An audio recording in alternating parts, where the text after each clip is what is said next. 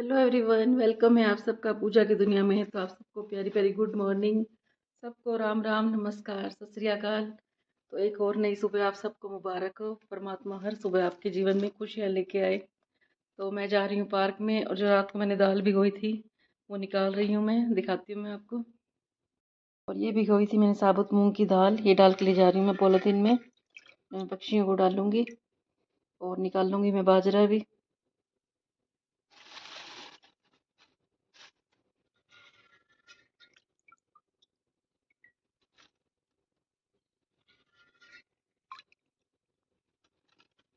तो ये ले लिया मैंने पक्षियों के लिए दाल, और ये ले लिए मैंने गाय की रोटी जो बनाई थी मैंने। गाय दिखेगी तो गाय को खिलाएंगे, नहीं दिखी तो ये भी पक्षियों को खिला देंगे हम।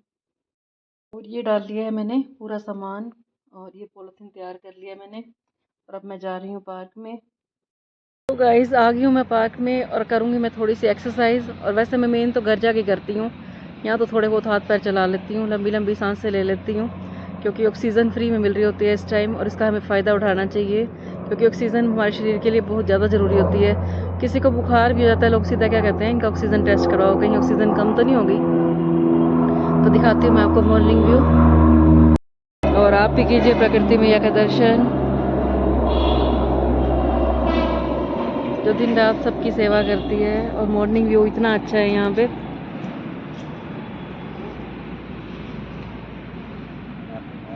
और सुबह उठने का मज़ा सिर्फ उसी को पता होता है जो सुबह जल्दी उठता है। सोए रहने वालों को तो सोने में ही आनंद आता है, और जो सुबह उठता है उससे तो सिर्फ सुबह उठने में ही आनंद मिलता है। जल्दी उठने का मज़ा ही कुछ और होता है, वो प्रकृति की खुशबू महसूस करना, ये जो ओस होती है उसको महसूस करना, और प्रकृति से बातें करना, पक्षियों की आवाज़ें सुनना। तो सबसे अच्छा मोमेंट लगता है मेरे को ये। मेरे को पूरे दिन का सबसे अच्छा मोमेंट ये सुबह का ही लगता है, जो मैं पार्क में आती हूँ। ना हमें इतना खाने का शौक़, ना इतना घूमने का, ना पहनने का, कहीं भी जाने का शौक़ नहीं है। जो मेरे को यहाँ आके प्रकृति को देख के दिल खुश हो जाता है मेरा। ऐसे लगता है कि सबसे अच्छा टाइम मेरा यही होता है, जो ये हमारा पर्सनल टाइम होता है। इस टाइम को आपको वेस्ट नहीं करना चाहिए सोने में, सपने देखने में। कहते हैं सोते हुए सपने ना देखो, वो तो कभी पूरे ही नहीं होते। सपने तो वो होते हैं जो हम जागती आंखों से देखते हैं। तो सुबह उठ के जागती आंखों से सपने देखिए, प्रकृति को निहारिए, पक्षियों से बातें कीजिए, और देखिए मौसम कितना अच्छा होता है। सुबह अपने आप को 1 घंटा दो, और ये शरीर हमारा सारा दिन साथ निभाता है।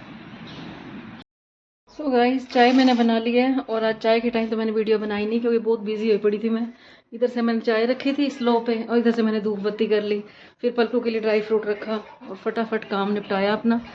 इतने खुशी नहा के भी आ गई है, बैठी है। तो आज जिसने चाय पीनी हो हमारे साथ, तो आज की टी पार्टी हो रही है खुशी के साथ। आ जाओ, पी लो आप भी हमारे साथ चाय। और आज हवा चल रही है ठंडी बहुत, इतनी ठंडी जैसे फरवरी में हवाएं चलती हैं, और वैसे धूप निकली हुई है। सो गाइस, चाय हमारी हो गई है, और मैं खुशी को बता रही थी कि आज मैंने ब्लॉग का टॉपिक डाला है कि अपने बच्चों को गमले का पौधा बनाएं, जंगल का पौधा, गमले का पौधा ना बनाएं, जंगल का पौधा बनाएं। तो मैंने इससे पूछा, मैं कहा इसका मीनिंग क्या होता है। तो इसने 1 मिनट में बता दिया कि जो घर का पौधा होता है, गमले में लगाया होता है, उसे हमने रोज़ पानी देना पड़ता है, रोज़ केयर करनी पड़ती है। लेकिन जो जंगल का पौधा होता है, आंधी में, तूफान में, सब कुछ सह के वो अपने आप ही बड़ा हो जाता है। 1 सेकंड नहीं लगाया इसने आंसर देने में। देख लो कितना ज्ञान भरा हुआ इसके अंदर। ये बैठी है, देखो। खाली इसके अंदर मेकअप करने का ज्ञान नहीं है, इसके अंदर किचन का भी ज्ञान है। वैसे भी नॉलेज बहुत है इसको। दोनों बच्चे नॉलेजफुल है हमारे, ज्ञानी एकदम। चल पड़ी है खुशी अपनी अकेडमी में, रोज का वही रूटीन इसका। किस टाइम बनाने हैं चिल्ले बल को? चिल्ले किस टाइम बनाने? जब अम्मा काम करके चली जाएगी तभी बनाऊंगी मैं।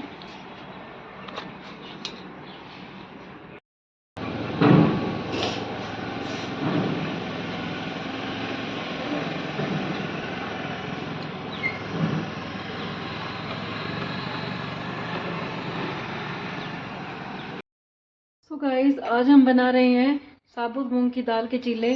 दिखाती हूँ मैं आपको मैंने इसके अंदर क्या क्या डाला है। दाल मैंने रात को भिगो ली थी, और उसमें से थोड़ी सी दाल मैं डाल के आई थी पक्षियों को। तो आपको पता है कि बुधवार का दिन जो होता है वो साबुत मूंग की दाल, पालक, ऐसी चीज़ें हमें यूज़ करनी चाहिए। गाय को पालक खिलानी चाहिए हमें। और दिखाती हूँ मैं आपको कैसे बना रही हूँ। और ये डाल दिया मैंने इसके अंदर साबुत मूंग की दाल, कड़ी पत्ता, लहसुन, और 2 मैंने डाली हरी मिर्चें। और ये मैंने नारियल छील दिया है, जिसकी मैं चटनी बनाऊंगी। और थोड़ा सा कड़ी पत्ता और हरी मिर्च भी डालूंगी मैं चटनी के अंदर। तो पहले हम बनाएंगे इसका बैटर। सो गाइस ये पीस लिया मैंने दाल, लेकिन इसके अंदर मैं डालूंगी थोड़ा सा पानी क्योंकि अच्छी तरह पीस जाएगी ये। गाइस मैं बना रही हूँ नारियल की चटनी। तो इसमें मैंने डाला लहसुन, हरी मिर्चें, कड़ी पत्ता और नारियल, और मैं इसको पीस के फिर दिखाऊंगी मैं आपको। तो गाइस पीस लिए मैंने चटनी, अब इसके अंदर मैं डालूंगी पानी, और जब ये रेडी हो जाएगी फिर दिखाती हूँ मैं आपको। तो गाइस हमारी चटनी रेडी हो गई है, ये देखिए बिल्कुल मार्केट जैसी हो गई है ये। और अब मैं बनाऊंगी चीले। और जो हम रेडीमेड चटनी खाते हैं मार्केट में, वो राई का तड़का लगाते हैं, लेकिन हम ये वैसे डाइटिंग के लिए बनाते हैं, तो मैंने कभी नहीं लगाया आज तक राई का तड़का इसके ऊपर। हमें ऐसे ही बहुत अच्छी लगती है। और ये देखो बिल्कुल रेडीमेड जैसी बनी पड़ी है, राई के तड़के की जरूरत ही नहीं है। तो आप भी इसे घर पे ट्राई कर सकते हो। तो गाइस डाल लिया मैंने सूजी, और इसको अच्छी तरह मिक्स करूंगी मैं, और थोड़ा सा पानी भी डालूंगी, और अच्छी तरह से बैटर रेडी कर देंगे। और सूजी डालने से हमारे चीले क्रिस्पी बनेंगे। सो गाइस ये देखिए एकदम स्मूथ बैटर रेडी हो गया हमारा। बताना किस किस ने ऐसे ट्राई किए हैं चीले। अगर ना किए हो तो एक बार ज़रूर करना, और फिर मैं बना के भी दिखाऊंगी आपको। बस खुशी आएगी तो मैं तवा रखूंगी। गाइस खुशी आ चुकी है, और आते इसने मेरे को दिखाया अपने नेल्स, ये देखो। और टाइम बच गया 2:30। ये ऐसी पागल हो जाती है बिल्कुल ही, आना ही भूल गई थी। देख लो मैं वेट कर करके थक गई हूँ। आ गई अपने नेल्स करवा के। मैं इतनी देर से वेट कर रही थी, मैं आई नहीं आई नहीं। और सारी तैयारी कर रखी है मैंने, देखो किचन में। ये बच्चे हैं ना बच्चे, बस पूछो ना इनका। तो रखूँ तवा। तो अब लगते हैं भाई, हम बना रहे हैं। क्या बना रही हूँ? तो गाइस तवा मैंने रख दिया है, मैं बना रही हूँ चीले। रात से चिल्ले चिल्ले कर रही हूँ, और टाइम देखो इतना हो गया। और ये मेरा बैटर पड़ा हुआ है, ये देखिए। थोड़ा सा और पतला करूँगी मैं इसको, क्योंकि जितनी देर पड़ा रहे उतना ही टाइट हो जाता है। और ये हमारी चटनी रेडी हुई पड़ी है, ये देखिए। सो गाइस आपको मैं एक टिप्स देती हूँ कि जब भी आप चीले बनाओ या डोसा बनाओ, तो नमक आपने तभी डालना है। नमक आपने तभी डालना है जब आपने बनाने शुरू करने हो। बैटर हमेशा ऐसे ही बना के रख दो। अगर आप नमक पहले डाल के रख दोगे तो वो बैटर ख़राब हो जाता है। तो साथ के साथ नमक डालना है, जैसे कि मैंने डाला है। और फिर हमने बनाने हैं डोसे। ऐसे ही मैं किसी दिन ना डोसा भी बनाऊँगी, और फिर देखना। मैं मार्केट से भी अच्छे डोसे बनाती हूँ, बहुत बढ़िया बनते हैं हमारे घर में। मेरे को तो कहीं और का डोसा पसंद नहीं आता, अपने हाथ का ही बनाती हूँ मैं। और बहुत दिन हो गए हैं इसी इंतज़ार में है कि हमारे घर कोई आए, खुशी का मामा आए, खुशी की बुआ आए, खुशी की मासी आए, तब मैं डोसे बनाऊँ। अपने लिए कहाँ इन चीज़ों का पंगा डलता है। तो हम तो छोले भटूरे भी तभी बनाते हैं जब हमारे घर में कोई आता है, डोसा भी तभी बनाते हैं। कहते हैं जो खुशी खिलाने में मिलती है ना, वो खाने में नहीं मिलती। तो मेरा दिल तो खुश हो जाता है जब मैं दूसरों को खिलाती हूँ और वो तारीफ़ करते हैं कि आपकी चीज़ इतनी अच्छी बनी है। तो तारीफ़ मैंने अपनी बहुत कर ली। अब मैं डोसा, ये फिर डोसा निकल रहा है, क्या कहते हैं इसको, चीला बना रही हूँ मैं। तो इसके लिए हमें नॉन स्टिक तवा ज़रूर चाहिए होता है। तो डाल दिया मैंने। अब लगाऊंगी मैं चारों तरफ इसके ऊपर घी, और फिर इसको उतारेंगे हम। और अपने घर ही चीज़ें बनानी चाहिए, मैं तो ये सोचती हूँ। बाहर का क्या खाना जाके, जो बात अपने हाथों में है, भगवान की याद में रह के बनाते हैं, वो बाहर जाके नहीं आता स्वाद। सो गाइस पलट दिया मैंने चीला, और इधर डाल दिया मैंने चटनी नारियल वाली। और खुशी के रिव्यूज़ दिखाऊंगी मैं आपको। सो गाइस तो आज आप भी खा लो चिल्ला, जिसने पतले होना हो, हेल्दी खाना खाना हो। क्योंकि वैसे तो बच्चे दाल खाते नहीं हैं, तो आप ही खिला सकते हो। हाँ पल को आया मज़ा, सही है। चलो चटनी ठीक बनी है, ले लियो एक और। आ जाओ भाई जिसने खाने हो चिल्ले, गर्मा गर्म रेडी हैं। साथ में रेडीमेड चटनी है जो मैंने बनाई है रेडीमेड जैसे। तो हर लेडीज़ से मैं यही कहना चाहूँगी कि आपको कोई भी रेसिपी चाहिए हो, मुझे सब कुछ आता है बनाना, तो आप कमेंट बॉक्स में बता सकते हो। मैं वही अगले दिन बना लूँगी, क्योंकि हमने तो एक चीज़ बनानी होती है। तो जो आप बोलोगे मैं वही बना दूँगी। हर चीज़ बना सकती हूँ मैं, इडली डोसा सांभर उत्पम, जो भी आपने खाना हो उसके लिए आप कमेंट करना, तो मैं अगले दिन वही रेसिपी बना दिया करूँगी, और हेल्दी तरीके से बनाऊँगी। ये चीले मेरे को 5-6 तरह के बनाने आते हैं, कोशिश करूँगी मैं एक एक करके सारे दिखाऊँगी आपको। सो गाइज़ अब टाइम है व्लॉग के एंड करने का, लेकिन उससे पहले एक बात शेयर करूँगी मैं आपसे। तो आज मैं किसी से मिली थी, तो कहने लगे कोई लड़का था, वो स्टूडेंट था हमारा, ये समझ लो। तो उसके भाई की जैसे शादी हुई, और भाई की शादी हुई तो क्या हुआ कि उसकी वाइफ ऐसी आई कि उससे परेशान होके भाई ने ज़हर पी लिया। हमेशा आपने सुना होगा कि कभी लड़कियाँ ज़हर पी लेती हैं। तो मेरा मानना तो ये है, जो लोग सच्चे होते हैं उन्हीं को ज़हर पीना पड़ता है ज़िंदगी में। तो आज मैंने वीडियो बनाई है जो मैं कल डालूँगी, पोस्ट करूँगी, कि उसमें भी यही लिखा हुआ है कि जो भी मिलता है यही कहता है कि अच्छे लोगों को अच्छा होने की इतनी सज़ा क्यों मिलती है? तो फिर मैं आज यही सोच रही थी, जैसे उसने बताया कि मेरे भाई ने ज़हर पी लिया उस लड़की से परेशान होके, गलती भी लड़की की थी और उसने पुलिस को बुला लिया। तो हमेशा सच्चे बंदे ही ज़हर पीते हैं। आपने सुना होगा कि मीराबाई ने कैसे ज़हर पी लिया था, राणा साहब ने तो नहीं पिया था। ज़हर का प्याला मीरा ने ही पिया था। तो मैंने आज यही बताया था कि हमेशा जो सच्चे लोग होते हैं, उनके ऊपर परीक्षाएँ बहुत आती हैं, लेकिन अंत में जीत हमेशा सच्चे बंदे की होती है। कभी आपने सुना होगा झूठ की जीत हुई या अधर्म की झूठ हुई, अधर्म की जीत हुई। तो हर पल, हर समय कहते हैं भगवान जो सत्य की नैया होती है उसकी परीक्षा पूरी लेता है। सत्य की नैया हिलती है, डोलती है लेकिन कभी डूबने नहीं देता।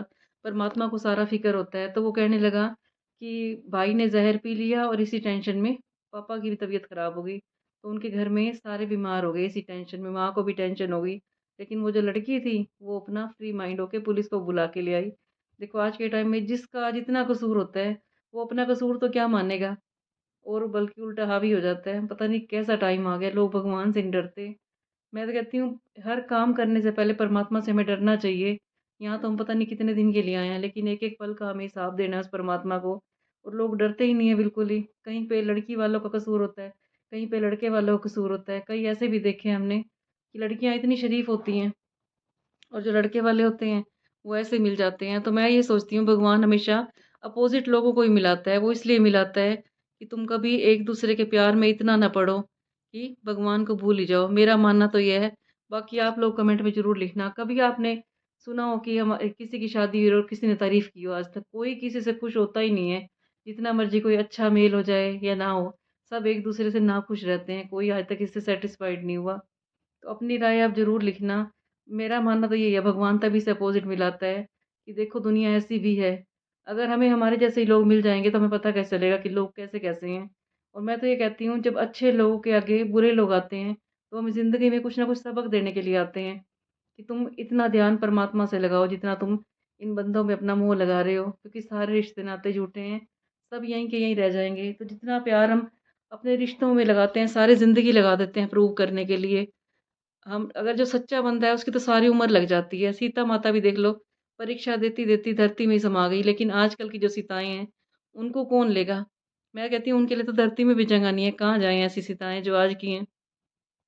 बड़ा तरस आता है, कहीं पे लड़के सच्चे होते हैं, कहीं पे लड़कियाँ सच्ची होती हैं, लेकिन कभी भी सेम नहीं मिलते कभी भी, हमेशा अपोज़िट ही मिलते हैं।